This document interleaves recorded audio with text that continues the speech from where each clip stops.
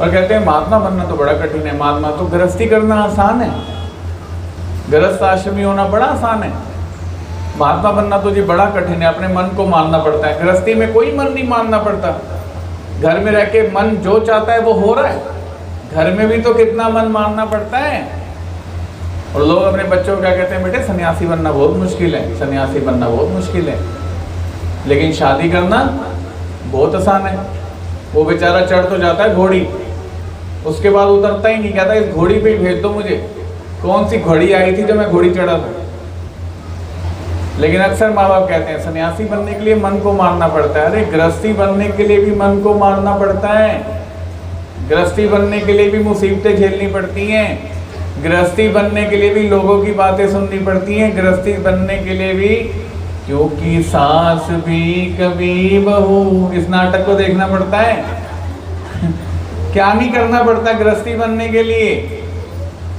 लेकिन हमें लगता है साधु बनना कठिन है, साधु बनना कठिन है। ऐसा नहीं है। जिसने साधु बन के देखा ही नहीं, वो साधु बनने के लिए प्रेरित करेगा क्यों? वो तो एक ही बात बोलेगा, बेटे अब तेरी उम्र हो गई है, बन्नों की आएगी बारात। बस दूसरी तरफ गाना क्या चलेगा, आज मेरे यार की शादी है। 50 साल हो गए, ये यार की शादी खत्म होने का नाम नहीं ले रही। छोटे से बड़े हो गए, रोज मेरे यार की शादी है। लेकिन शादी के बारे में कहते हैं जिस आदमी की दिशा बदल जाती है ना, दिशा, शादी का उल्टा क्या होता है, शादी, दिशा। जिस आदमी की दिशा बदलती है ना, वो बेचारा शादी कर लेता है। शादी करना भी आसान नहीं है, शादी का विरोध नहीं है, लेकिन कोई ये सोचता हो शादी करना आसान है, गृहस्थ आश्रम आसान है और संन्यास लेना मुश्किल है, ऐसा नहीं। दोनों चीजें अपनी अपनी जगह पे निभाने वाले के लिए बहुत कठिन है। गृहस्थ को भी आश्रम बोला है और संन्यास को भी आश्रम बोला है। भगवान श्री कृष्ण महाराज का अवतार हुआ। भगवान श्री कृष्ण जी ने बहुत से राक्षसों को मारा। जो राक्षस कौन है, कंस के ही भाई हैं, क्योंकि कंस किससे पैदा हुआ है, दुर्मल दैत्य से पैदा हुआ है। अब भगवान ने जब कंस को मार दिया, तो कंस को मारने के बाद जब मथुरा पहुंचे, मथुरा में सबसे पहले जाके भगवान ने बलिभद्र के साथ, मतलब बलदाऊ जी के साथ माता पिता को जेल से मुक्त किया। मथुरा की जेल देखी है आपने? जो मथुरा के जेल के अंदर गए हैं, आज भी वैसा ही प्रतीत होता है कि यहाँ भगवान के माता पिता को बंद किया हुआ था। 7 दरवाजे पार करके 8वें दरवाजे के अंदर माता पिता बंद थे, वसुदेव और देवकी, और साथ में 7 वाले कमरे में उग्रसेन। जब भगवान श्री कृष्ण जी ने इन्हें खोला तो आपस में गले लगे। गले लगने के बाद देवकी माता ने भगवान श्री कृष्ण जी की उल्टे हाथ से आरती उतारी। भगवान श्री कृष्ण जी ने कहा, माता ये क्या कर रही हो, एक हाथ से आरती? देवकी माता ने कहा, आज मेरा एक बाजू कट गई है। क्या बोला? आज मेरी एक बाजू कट गई है। भगवान श्री कृष्ण ने कहा, माता मेरी तो 7 बाजुएं कटी हैं, मेरी तो 7 बाजुएं कटी हैं, और तुम उसका दुख कर रही हो जो मेरा वैरी है। क्या कह रहे हैं? तुम उसका दुख कर रही हो जो मेरा वैरी है। तो आज तुम्हें शब्द देते हैं कि तुम्हें 1 वर्ष तक दर्शन नहीं देंगे, ना तुम्हें देंगे ना वसुदेव को देंगे।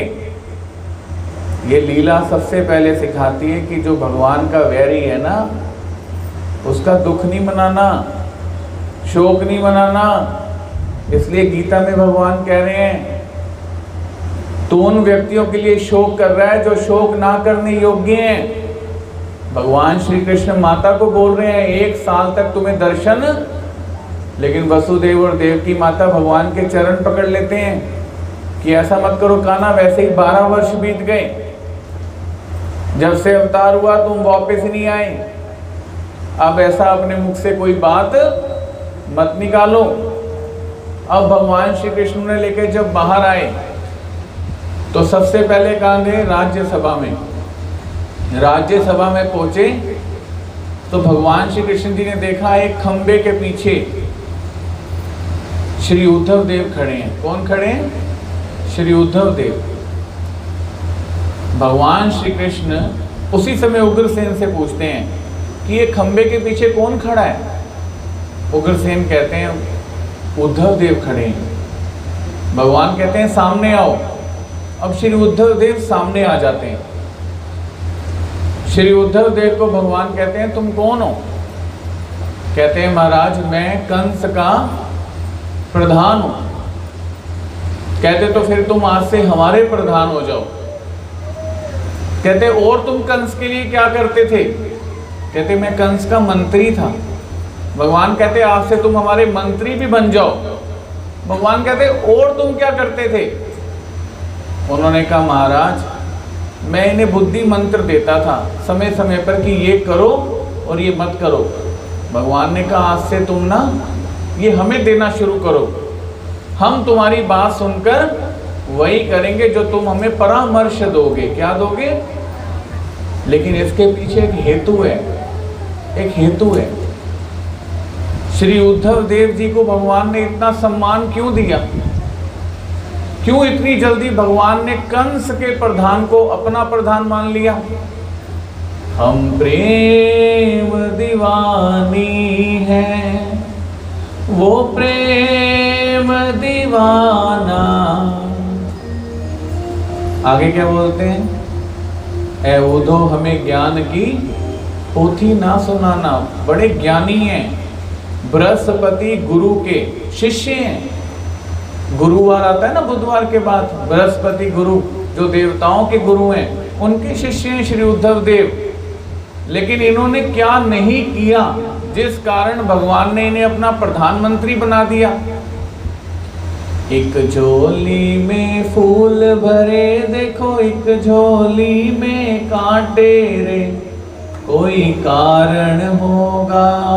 अक्सर लोग कहते हैं जो भगवान के मन में आया, जो भगवान के मन में आया। जी वो तो मालिक हैं, वो तो कुछ भी कर सकते हैं, उनकी मर्जी के बिना तो एक पत्ता भी नहीं हिलता। ये रटी रटाई बातें हैं, सब बोलते हैं। अब जो भगवान ठीक समझे। जब भगवान मुझे बुलाएगा ना मैं जाऊंगा, जब भगवान मुझे बुलाएगा ना मैं ये करूंगा। जब भगवान ऐसा, भगवान तो जैसे जो चला गया उसके घर चिट्ठी भेजी भगवान ने, जा भाई तो मथुरा वृंदावन हुआ। उद्धव देव की बात चल रही है कि किया क्या श्री उद्धव देव ने ऐसा कि बस जो भगवान के मन में आया वो कर दिया।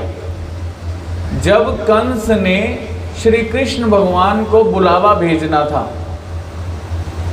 कि आओ मथुरा में आओ, किसी तरीके से नंद के बालक को कहाँ बुला के लाएं? मथुरा में बुला के लाएं और यहाँ मारे। वहाँ तो मर नहीं रहा हमारे हाथ से।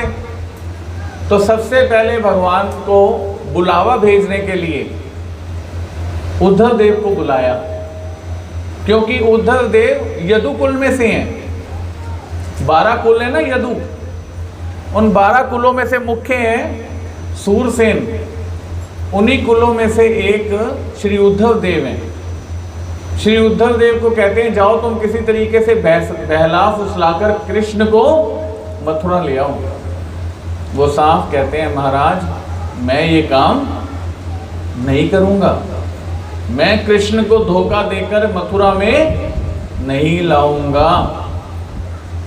कितनी हिम्मत रखी कंस जैसे अत्याचारी के सामने ये बोलना कि मैं तुम्हारी बात नहीं मानूंगा। अब अक्रूर को बुलाया और अक्रूर ने ये बात मान ली। शास्त्र कहते हैं नरकों का भागी बना। कौन? अक्रूर, नरकों का। क्यों? कई लोग होते हैं आपको बहला फुसलाकर ऐसी मुसीबतों में डालते हैं कि आप वहाँ से बाहर नहीं निकल पाते। लेकिन ये कौन होते हैं? जिन पे आपको सबसे ज़्यादा विश्वास होता है और सबसे बड़ा दगा वही देके जाते हैं। और कर्म की ऐसी प्रधानता है कि बढ़ते बढ़ते बढ़ते जैसा आपने कर्म जोड़ा है ये कहाँ पहुँच जाता है? स्वयं दुनिया के मालिक के सामने पहुँच जाता है। और वो वही संस्कार उस समय काम करते हैं जो पूरी जिंदगी उसने किए होंगे। आप सोचो भगवान मेरे घर आएगा मैं तो माखन मिश्री का भोग लगा दूंगा। अरे भाई, लोगों के मुंह में अगर राख डाली होगी तो तू भगवान के सामने भी राख ही उड़ाएगा, क्योंकि संस्कार पीछा नहीं छोड़ते, साथ चलते चलते एक दिन भगवान के सामने ले जाते हैं। इस कर्म के कारण श्री उद्धव देव को भगवान ने भक्त स्वीकार कर लिया। एक होता है ज्ञान, ज्ञान शक्ति, जो हम बात कर रहे थे, ज्ञान भक्ति वैराग्य। एक होता है प्रेम शक्ति, ये भगवान ने कुंती माता को दी थी। किसको दी थी? कुंती माता। दूसरा रुक्मणी देवी, और तीसरे ये श्री उद्धव देव। कहते हैं जिसको प्रेम शक्ति प्रदान हो जाती है वो भगवान के बिना जी नहीं सकता। भगवान गए, जिसे प्रेम शक्ति का दान दिया है वो भी प्राण त्याग देता है। और अगर आपको पता हो तो कुंती देवी को सिर्फ पता चला कि कृष्ण भगवान निज धाम चले गए हैं, तो जहां खड़ी थी वहीं जमीन पे गिर गई, वहीं प्राण त्याग दिए, टाइम ही नहीं लगा। क्यों? क्योंकि प्रेमी थी भगवान की, उसे ऐसा सामर्थ्य था कि वो प्राण बाहर निकाल ले शरीर से, इतनी भक्ति थी। जीवात्मा थी, जीवात्मा जैसे आप मैं वैसे वो, लेकिन तपस्या बढ़ते बढ़ते बढ़ते इतनी प्रखर हो गई कि भगवान के बिना जीना मुश्किल हो गया। तब जाके मोक्ष की ओर गए। कहना बहुत आसान है, चलो जी मुक्ति मिल गई, चलो जी कष्ट भोग रहा था मुक्ति। मुक्ति कहाँ से हो गई? वो तो वो जानता है आगे किन जन्मों में जाएगा। अब श्री उद्धव देव को लेकर दोबारा भगवान श्री कृष्ण राज सिंहासन की ओर गए। राज सिंहासन जिसके ऊपर पहले कौन बैठता था? कंस बैठता था।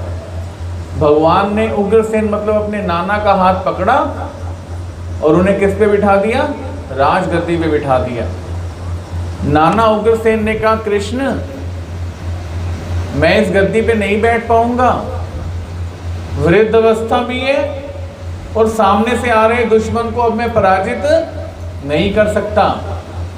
श्री कृष्ण भगवान ने कहा, आप बैठ जाओ, राज्य हम संभाल लेंगे। क्या बोला? मेरा आपकी कृपा से सब काम हो रहा है, क्योंकि करते हो तुम कन्हैया, मेरा नाम हो रहा है। मेरा आपकी कृपा से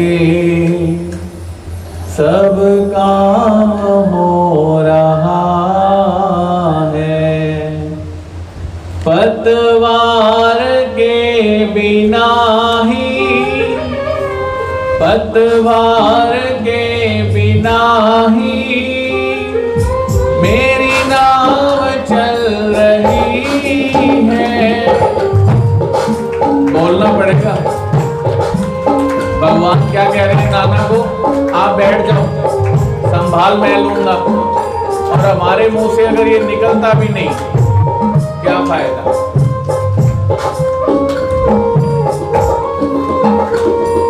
पतवार के बिना ही मेरी नाव चल रही है। पतवार के बिना ही मेरी नाव चल, हैरान है ज़माना, मंजिल भी मिल रही है। हैरान है ज़माना, मंजिल भी मिल रही है। करता नहीं मैं कुछ भी, करता नहीं मैं कुछ भी, सब आपकी कृपा है। मेरा आपकी कृपा से सब काम हो रहा है। करते हो तुम कन्हैया, मेरा नाम हो रहा है। मेरा आपकी सब काम हो रहा है। कहते हैं मैं जिस जिक्र करता हूं, मैं जिसका जिक्र करता हूं वो मेरी फिक्र करता है। जब जब भी मैं गिरा हूं तूने मुझे संभाला, जब जब भी मैं गिरा हूं तूने मुझे, जब जब भी मैं गिरा हूं तूने मुझे संभाला, जब जब भी मैं, तूने मुझे मेरी जिंदगी बदल दी, तूने करके एक इशारा मेरी जिंदगी बदल दी, तूने करके एक इशारा।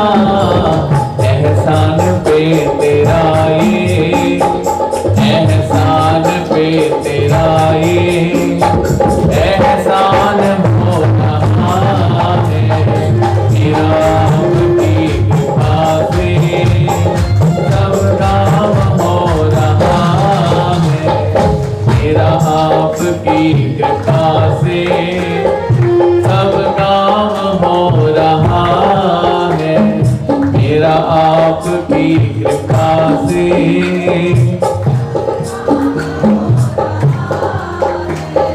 मैं तो नहीं हूँ काबिल तेरा पार कैसे पाऊं, मैं तो नहीं हूँ तेरा पार कैसे, टूटी हुई वाणी से गुणगान कैसे गाऊं, टूटी हुई वाणी से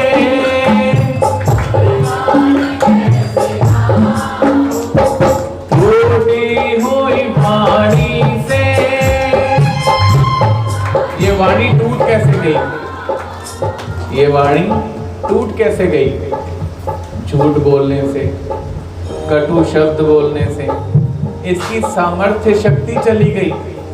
और जब यही वाणी नाम जपने लग जाती है तो जे जे चिंती तेते हुए, जे जे चिंती देते हुए, सोचने मात्र की देर है वही होना शुरू हो जाता है। टूटी हुई वाणी से गुणगान कैसे गाऊं, टूटी हुई वाणी से गुणगान कैसे गाऊं, तेरी कृपा से ही सब, तेरी कृपा से ही सब ये तमाम हो रहा है मेरा आपकी कृपा से, सब काम हो रहा मेरा आपकी कृपा से।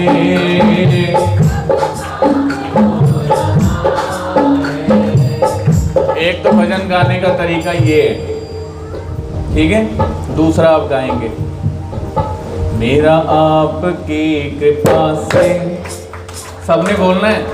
भगवान ने नाना को बिठा दिया है, आप गद्दी पे बैठ जाओ, राज गद्दी आपकी, राज्य कौन चलाएगा, मैं चलाऊंगा।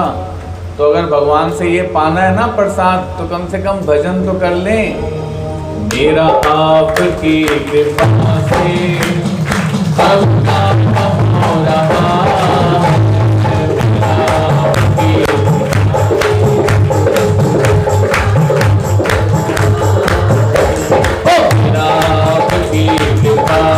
ताली नहीं बजती, ये हाथों का ऐश्वर्य बढ़ाना है ना, अगर ताली बजा लो। ओ मेरा आपकी कृपा से सब काम हो रहा, मेरा आपकी कृपा से सब काम हो रहा, जो भी करते हो तुम सहिया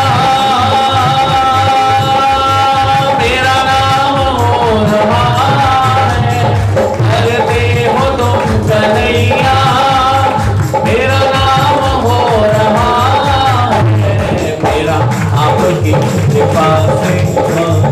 मस्ती नहीं करती आपको? ओ मेरा आपकी कृपा से सब काम हो रहा, ओ मेरा आपकी कृपा से सब काम हो रहा है, मेरा आपकी कृपा से सब काम हो रहा है। जब जब भी मैं गिरा हूँ तुमने मुझे संभाला, जब जब भी मैं गिरा हूँ तुमने मुझे संभाला, मेरी जिंदगी बदल दी तूने करके एक इशारा, एहसान पे तेरा ये एहसान हो रहा है, मेरा आपकी कृपा से सब काम हो रहा, क्योंकि भर दे हो तुम कन्हैया मेरा नाम हो रहा, भर दे हो तुम कन्हैया मेरा नाम हो रहा है, मेरा आपकी कृपा से सब काम हो रहा है, मेरा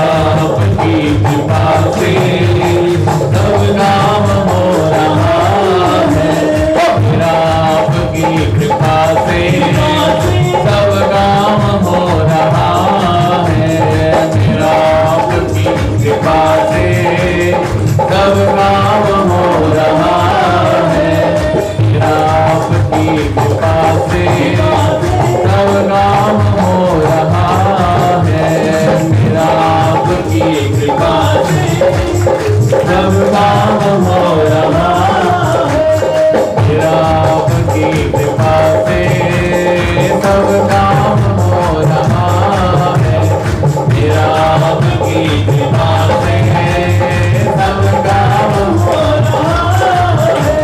गोपाल कृष्ण महाराज की जय। भगवान श्री कृष्ण जी ने उग्रसेन जी को बिठा दिया राजगद्दी पे, लेकिन कारण क्या है? एक झोली में फूल भरे देखो, एक झोली में तेरे कोई कारण होगा, तेरे बस में कुछ भी नहीं है तो बांटने वाला बांटे रे, कोई कारण होगा,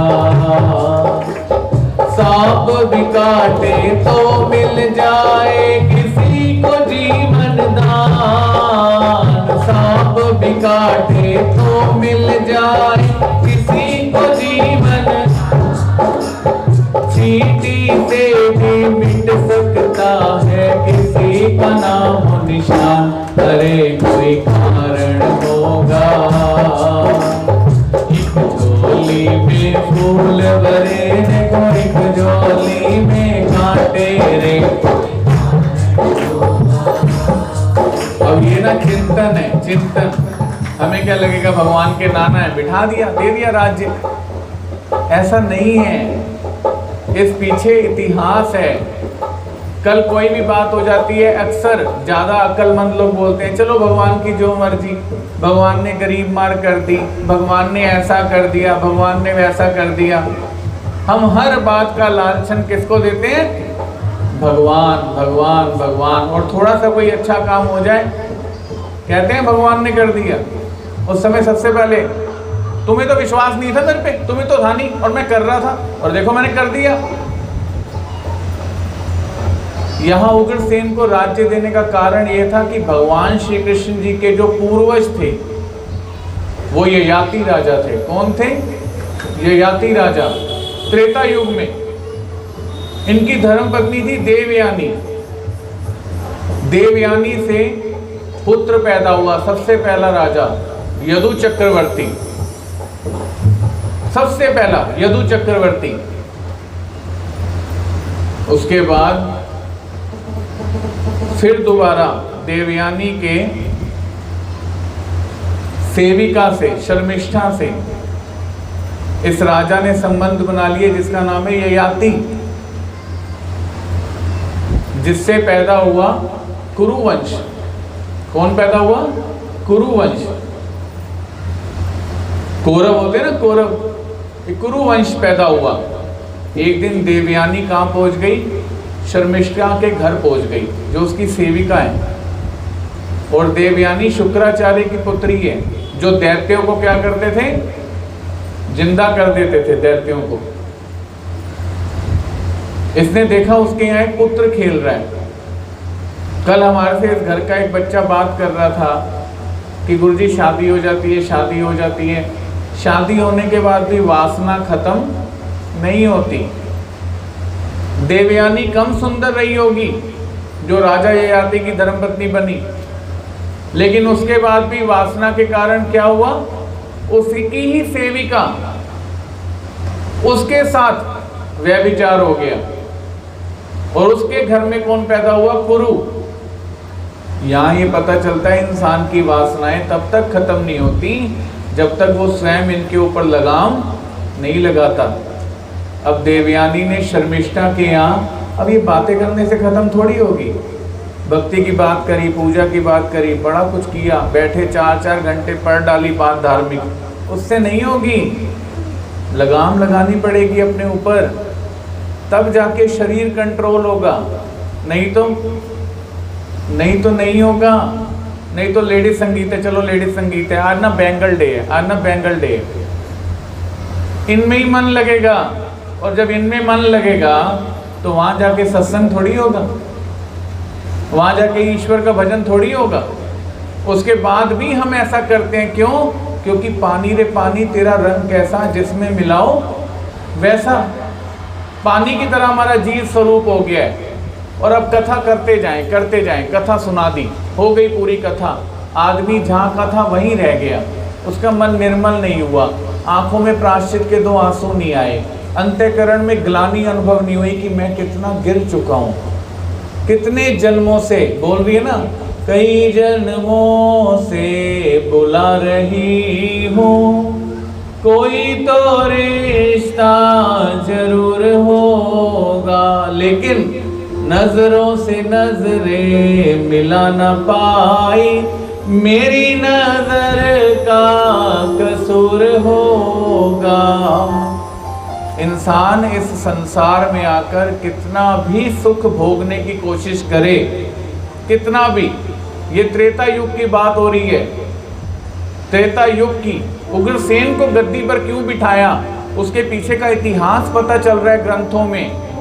कथा है पुरुषार्थ की, ये स्वार्थ की, परमार्थ की, सारथी जिसके बने श्री कृष्ण भारत पार्थ की। इस कथा को जानना पड़ेगा, इस कथा को जानना पड़ेगा, तब जाके हमारे जीवन को बदलेगा। नहीं तो क्या होगा? कथा सुनी, अच्छा एंटरटेनमेंट हुआ, क्या हुआ जी? मजा आ गया जी, क्या मजा आ गया। लेकिन जो वास्तविक में विचारिक आदमी है ना, विचारिक, वो पता है क्या बोलेगा? बहुत अच्छा लगा, ऐसे शब्द सुनने को मिले जो कभी ज्ञात ही नहीं हुए। वाकई सत्संग क्या होता है इसका अनुभव आ गया, मेरा मन शांत हो गया, आत्मा तृप्त हो गई, कृष्ण भगवान से मेरा मन लग गया। ऐसे शब्द बोलेगा वो, ये नहीं बोलेगा मजा आ गया, मजा आ गया। ये जो मजे लेने वाले चक्कर में रहते हैं ना, इनको ये शब्द बोलने आने चाहिए। मैं गीता में पढ़ता हूँ 15वें अध्याय में भगवान कहते हैं कृतार्थ हो जाना, अपने आप को कृतार्थ अनुभव करना कि आज जहाँ से मैं कथा सुन के आ रहा हूँ, मेरे मानसिक बंधनों को कितना तोड़ दिया इस कथा ने। और अब देखो त्रेता युग में भोग रहे हैं राजा ययाति, अपनी धर्मपत्नी देवयानी की परिचारिका मतलब सेविका से, शर्मिष्ठा से संबंध बना बैठे, जहाँ पे पैदा हुआ राजा कुरु। और अब ये पहुंच गई पीछे पहुंची तो इसने उसके आंगन में जो बच्चा खेलते देखा, वो बिल्कुल राजा की तरह हूबहू। इसने उठाया वो बच्चा और आ गई अपने राजमहल में। और क्या बोलती है राजा ययाति को, ये तुमने क्या किया? और उसी समय इसके पिता भी पहुंच गए, कौन? शुक्राचार्य। उन्होंने भी सुन लिया। तो उन्होंने कहा तुझे शर्म नहीं आई राजा ययाति? मैं तुझे श्राप देता हूं, तुझे जरा संचर जाए, जरा। जरा मतलब ऐसी कमजोरी संचर जाए कि अब तो इस शरीर से विषय भोग तो क्या कोई कार्य भी नहीं कर पाएगा। अब राजा ययाति ने कहा, इससे मुझे तो आपने श्राप दे दिया, लेकिन तुम्हारी बेटी की भी तो जिंदगी व्यर्थ हो गई, क्योंकि विवाह तो तुमने मेरा इसी से किया है। अब फिर शुक्राचार्य ने कहा, तुम ऐसा करो, अपने पुत्रों में से किसी पुत्र को जरा दे दो और उनकी तरुण अवस्था ले लो। अब राजा ययाति यदु राजा के पास गया, अपने बेटे के पास, वो भी छोटा है, उसे बोला तुम मेरा वृद्धत्व ले लो। उन्होंने कहा नहीं पिताजी, मैं नहीं लूंगा। अब वो दूसरे बेटे के पास गया, उसे बोला मेरा वृद्धत्व ले लो। क्यों? क्योंकि विषय भोगने के लिए जवान अवस्था चाहिए, और भक्ति पूजा पाठ करने के लिए भी जवान अवस्था चाहिए। एक बार ये अवस्था निकल गई, फिर शरीर किस काम का रहा? बैठा नहीं जाता, उठा नहीं जाता, गोडों में दर्द होता है, शरीर में दर्द होता है, नींद का समय कोई नहीं रहता। शरीर की सबसे उत्तम अवस्था होती है तरुण अवस्था। अब ये किसके पास गए?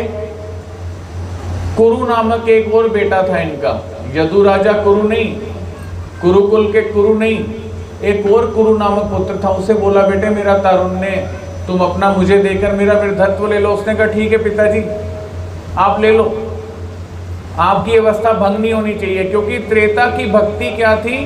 माता पिता की सेवा, त्रेता युग की। अब इसने अपना तरुण अवस्था किसको दे दी? अपने पिता को दे दी। अब राजा ययाति ने दोबारा विषय भोग भोगे, लेकिन जब वो थक गया तो उसने दोबारा इस तरुण अवस्था को अपने बेटे को दे दिया।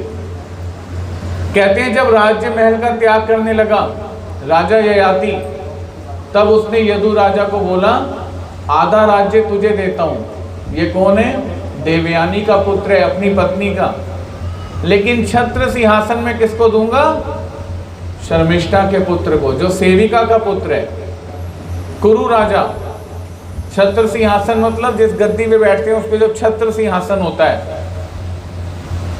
चुप रहा, पहली औलाद है, चुप रहा, संयम दिखाया, पिता के विरुद्ध नहीं गया। कहता ठीक है पिताजी। ययाति राजा चला गया। अब इंद्र ने प्रसन्न होकर इसकी भक्ति देखकर इसे अपना छत्र सिंहासन दिया कि तुम इस पे बैठो, मैं देता हूं तुम्हें सिंहासन, तुम्हारी भक्ति से खुश होकर पिता के प्रति। फिर इसने बोला नहीं, मेरे पिता का शब्द टूट जाएगा। तब से यदुकुल में रीत पड़ी कि यदुकुल का कोई भी राजा छत्र सिंहासन पे नहीं बैठा, उसने दूसरे को ही बिठाया। और यही प्रथा सूरसेन ने निभाई। और किसको बिठा दिया? उग्रसेन को बिठा दिया। और यही प्रथा अब श्री कृष्ण भगवान ने निभाई। किसको बिठा दिया? उग्रसेन को बिठा दिया।